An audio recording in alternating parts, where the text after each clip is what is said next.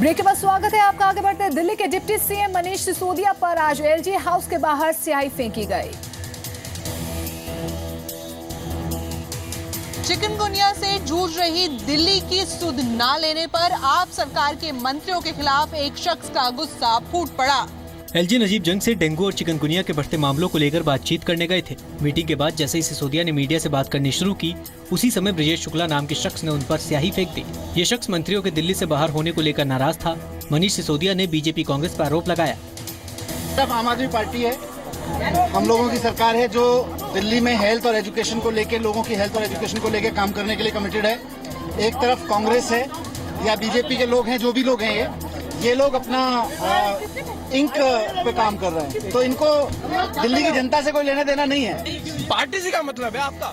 इन लोगों ने गलत काम किया है, बाहर घूम रहे हैं, दिल्ली की जनता परेशान हो रही है। यहाँ नहीं देखा जाएगा, फिनलैंड घूमना जो हमारे पैसे से, इनके पैसे, सबके पैसों से बाहर घूमना जरूरी समझ रही है? समुद्र के आगे फोटो खिंचवा रहे हैं। मनीष सिसोदिया सितंबर के पहले हफ्ते में गोवा के दौरे पर गए थे। उसके बाद वो 12 सितंबर को फिनलैंड चले गए।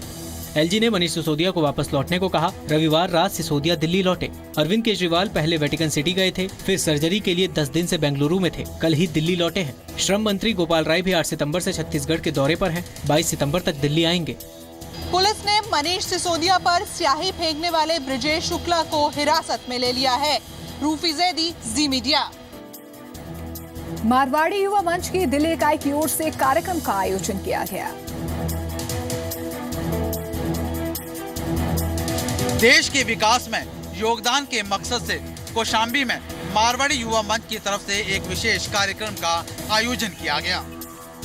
अखिल भारतीय मारवाड़ी युवा मंच की दिल्ली इकाई की ओर से सामाजिक विभूति सम्मान संकल्प युवा भवन योजना का लोकार्पण किया गया। कौशाम्बी में हुए इस आयोजन से बड़ी संख्या में मारवाड़ी समाज के योगदान को याद किया गया और सराहा गया।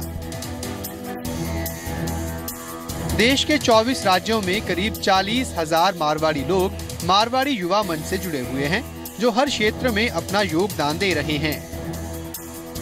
मारवाड़ी मंच है, ये लोग बड़े सोशल कार्य करते हैं, सामाजिक कार्य कर रहे हैं और इनका एक प्रोजेक्ट भी है। अभी cancer unit, mobile cancer unit चला रही है।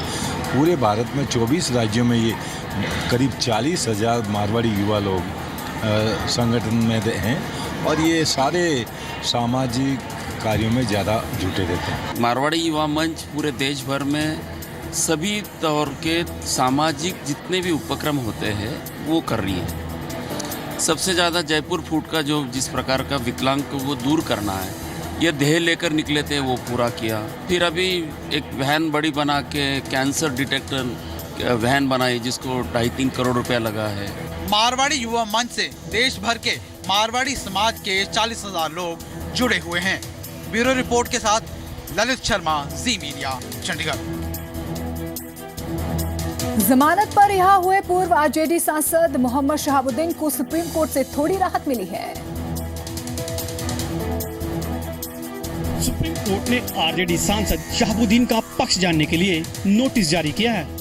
सुप्रीम कोर्ट ने शहाबुद्दीन को हाई कोर्ट से मिली जमानत पर अंतरिम रोक लगाने से इनकार कर दिया। कोर्ट ने शहाबुद्दीन का पक्ष जानने के लिए नोटिस जारी किया। इस मामले की अगली सुनवाई 26 सितंबर को होगी। ने शहाबुद्दीन को नोटिस इशू किया है कि उनकी बेल क्यों ना स्टे करके रद्द कर दी जाए और उसमें अगले सोमवार यानी कि 26 तारीख की डेट लगाई है सुनवाई के लिए। शहाबुद्दीन को 11 साल बाद 10 सितंबर को जेल से रिहा किया गया था।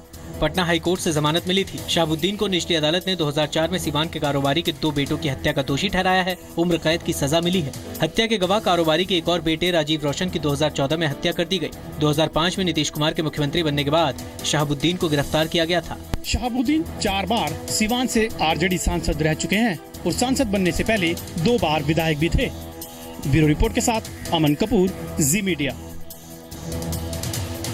उरी में सेना पर हुए अब तक के सबसे बड़े आतंकी हमले को लेकर आज दिल्ली में बैठकों का दौर जारी रहा। उरी आतंकी हमले के जवाब में केंद्र सरकार पाकिस्तान को अंतर्राष्ट्रीय मंच पर घेरने की तैयारी में है।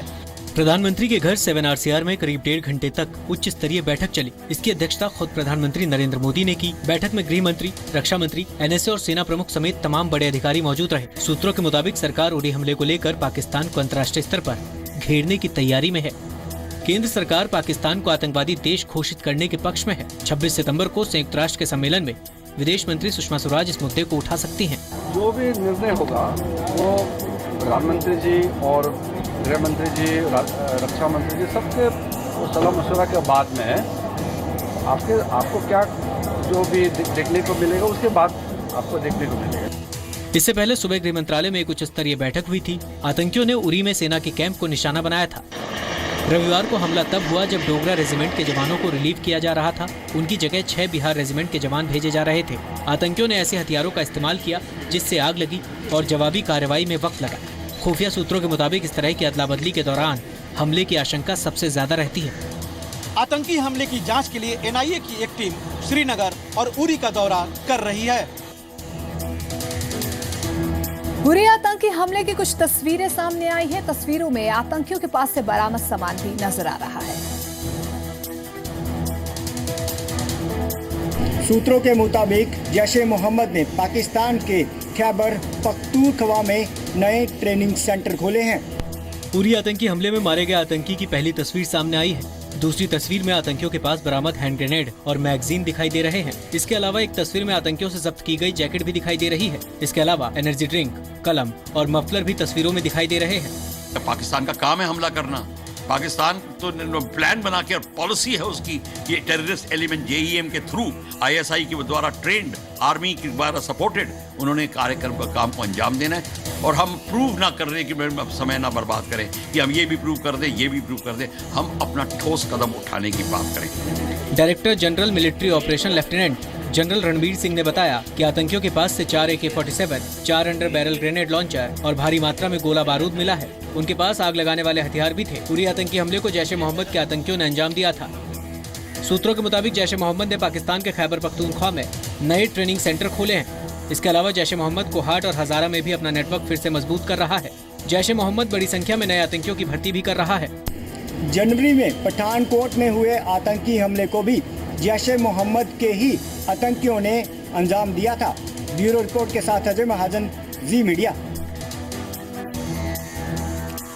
उरी आतंकी हमले के बाद देश भर से कड़ी कार्रवाई की मांग हो रही है।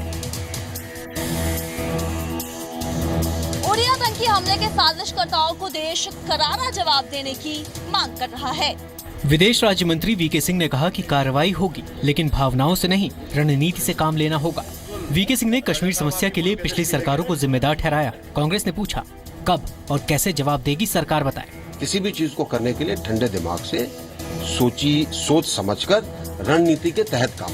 या मुझे पूरी आशा है कि जो हमारे प्रधानमंत्री जी ने बोला उसके ऊपर जरूर कुछ न कुछ होगा। आज समय आ गया है कि देश के 125 करोड़ वासी एक बार फिर मोदी जी को उनके वायदे की याद दिलाना चाहते हैं। इसके नतीजे बहुत दूर तक जाएंगे, इसलिए कि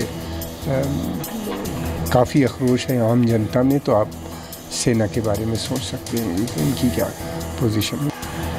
योग गुरु स्वामी रामदेव ने कहा, पाकिस्तान के साथ अब युद्ध की बात करनी जरूरी है।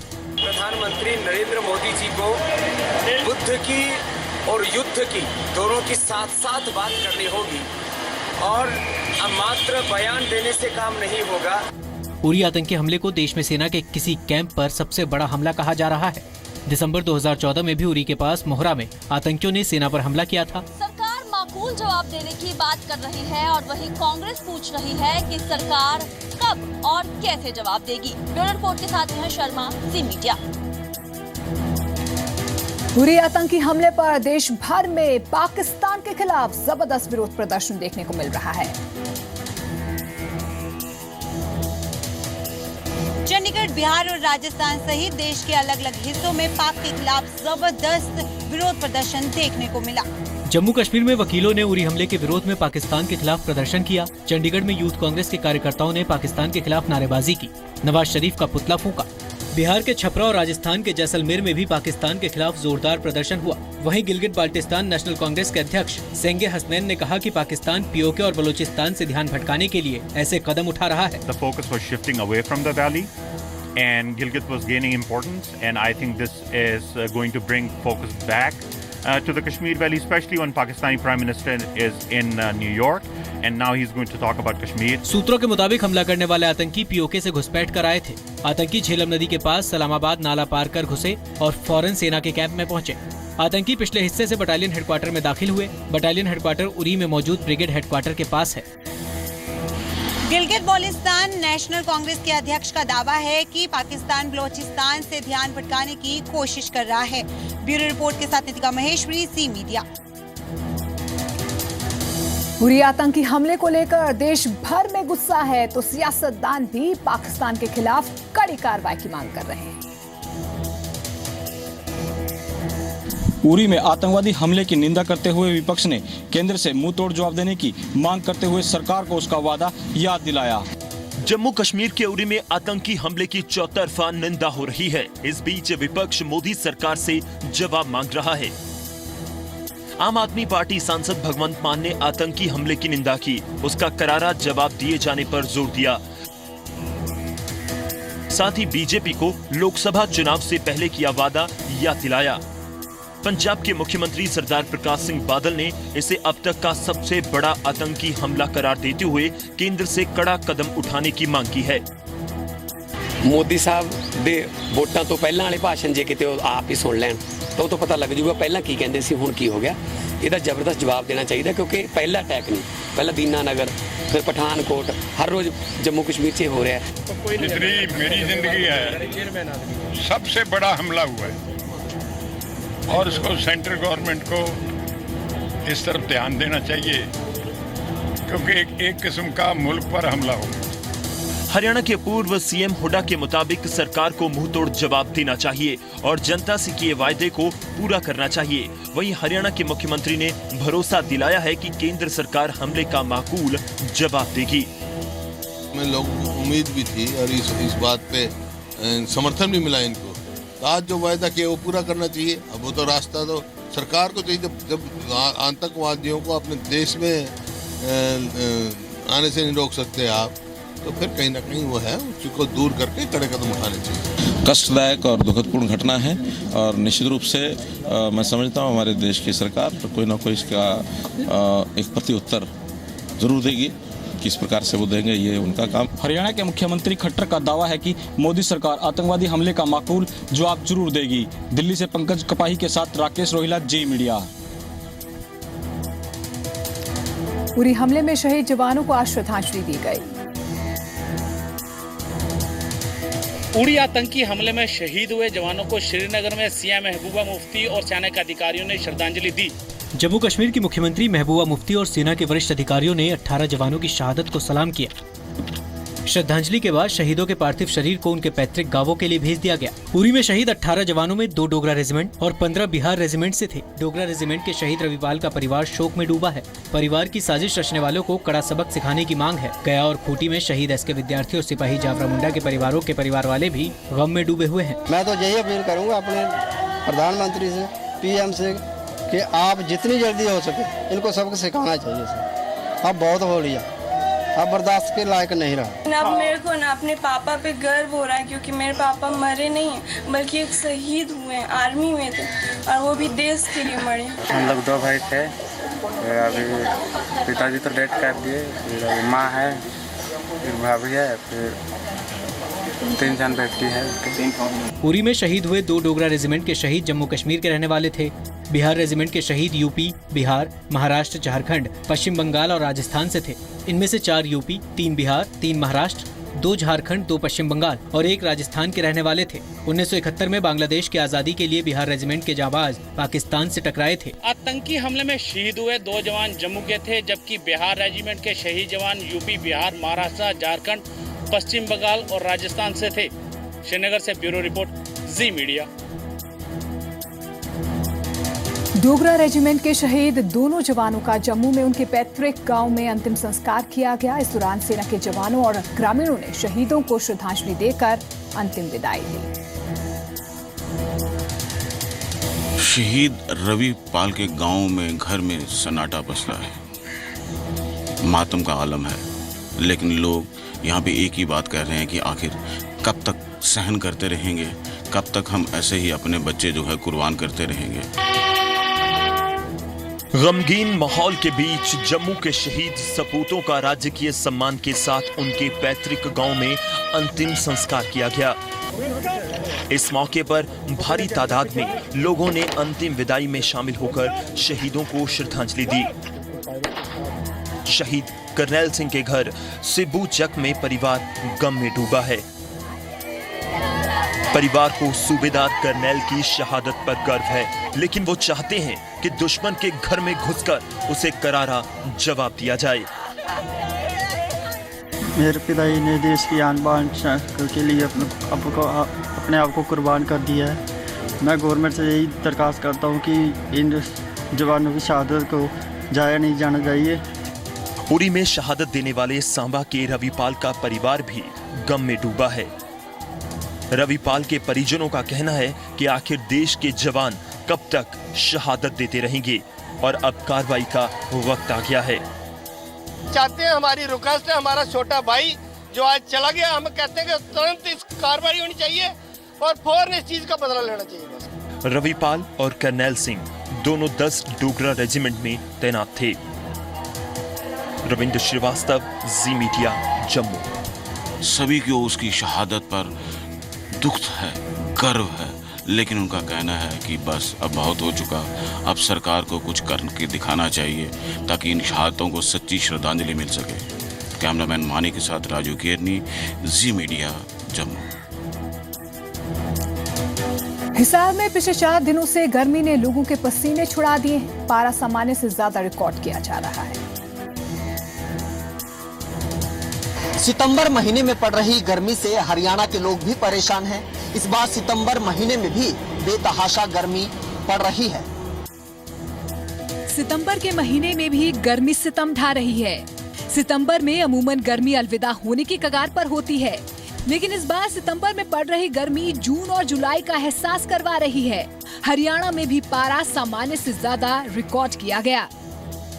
जहाँ तक आप तापमान की बात कर रहे हैं, मैक्सिमम तापमान जो है हमारा 36 के आसपास चल रहा है और मिनिमम जो है 26 डिग्री के आसपास चल रहा है, जबकि ये औसतन से लगभग 2 डिग्री दोनों ही टेम्परेचर ऊपर चल रहे हैं। औसतन जो है हमारा 34 के आसपास इन दिनों में होता है और न्यूनतम होता है 23 के आसपास। तो इन दिनों में दोनों ही टेम्परेचर जो है औसतन से ज़्यादा चल रहा है। आमतौर पर सितंबर में लौटते हुए मानसून की बारिश होती है, लेकिन इस बार हिसार में सितंबर के महीने में अभी तक बिल्कुल बारिश नहीं हुई है। हालांकि मौसम विभाग का मानना है कि 23-24 सितंबर को लौटता हुआ मानसून हल्की बारिश कर सकता है।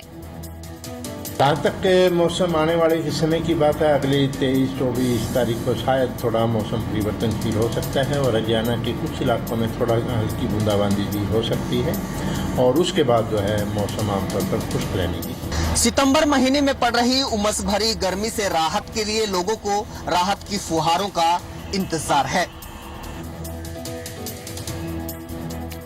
और अब हिसार के बाद देखिए कुछ और प्रमुख शहरों के मौसम का हाल।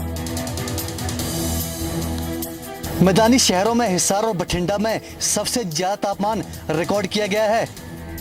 हिसार का तापमान 37 डिग्री सेल्सियस पर बरकरार है, जबकि दिल्ली और गुरुग्राम में आज का अधिकतम तापमान 36 डिग्री सेल्सियस रहा। वहीं चंडीगढ़ में अधिकतम पारा 35 डिग्री सेल्सियस रिकॉर्ड किया गया। पंजाब के बठिंडा में 37 डिग्री सेल्सियस, अमृतसर और लुधियाना में 35 डिग्री और पटियाला में 36 डिग्री सेल्सियस अधिकतम तापमान दर्ज किया गया। हिमाचल की बात करें तो यहाँ शिमला के तापमान में मामूली गिरावट के साथ 23 डिग्री सेल्सियस पारा रिकॉर्ड हुआ है, जबकि मनाली में 26 डिग्री सेल्सियस, धर्मशाला में 28 और श्रीनगर में 30 डिग्री सेल्सियस तापमान नोट किया गया।